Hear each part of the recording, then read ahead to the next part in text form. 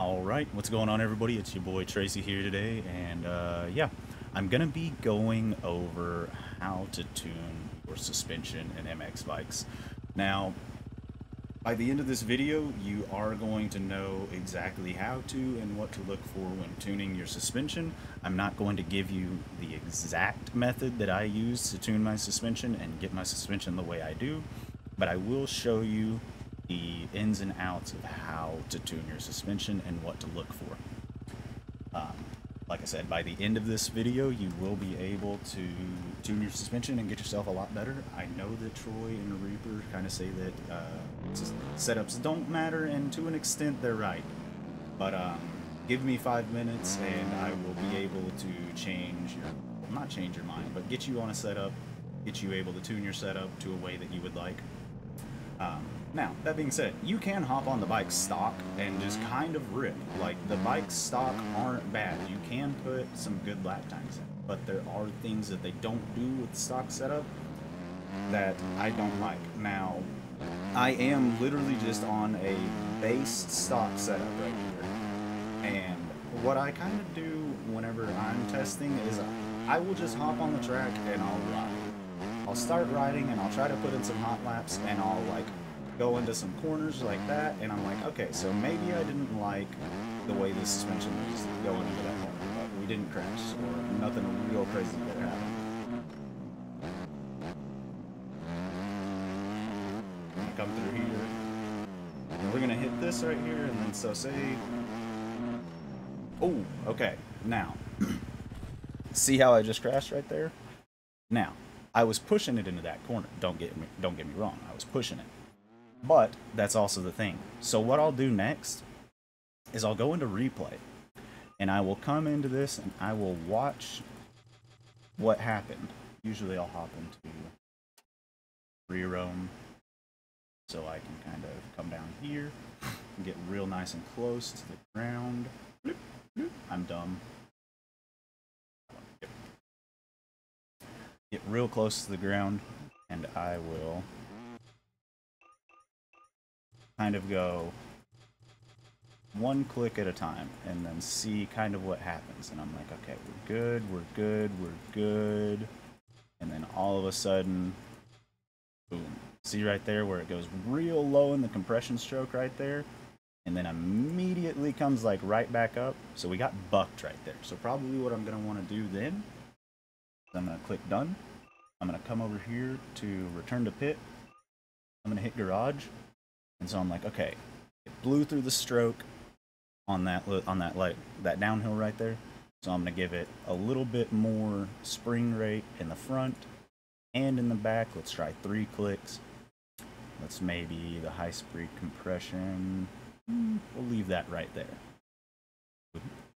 Like I said, it got bucked up real quick. So more clicks equals softer, aka quicker. So we're gonna slow it down, maybe 3 clicks. 1, 2, 3.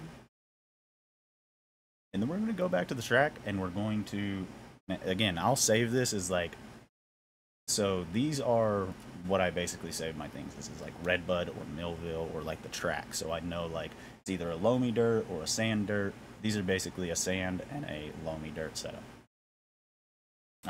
I'll save that as something like Redbud Test 1.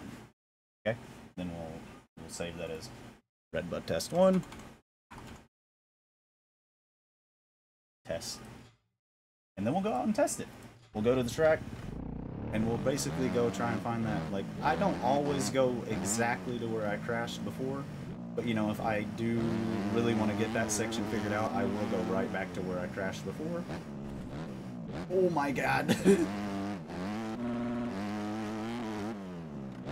I'll see what we're doing. Alright, and see how we went. And see just that little bit of tuning made that one section just that much better. Now, again, this is far from where I would end. This is far from where I would end.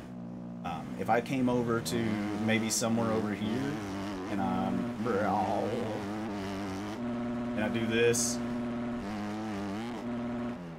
and say I crashed because I overjumped that in the front end tucks or something, Well, then I'll go into that and I'll be like, okay, well, we blew through the stroke on that landing. So say we did that, not the replay.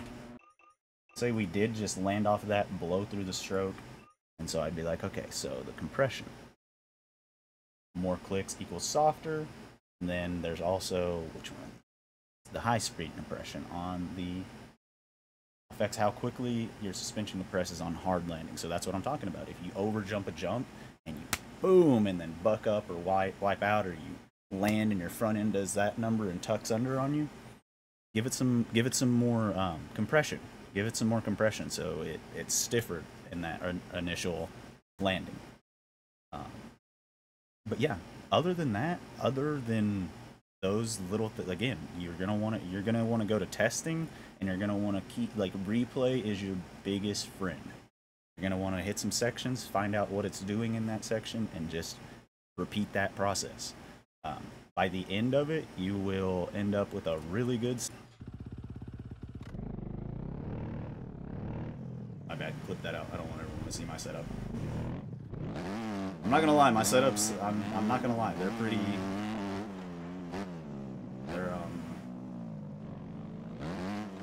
I hold them dear to my heart because again, I feel like they're some of the best setups in the game.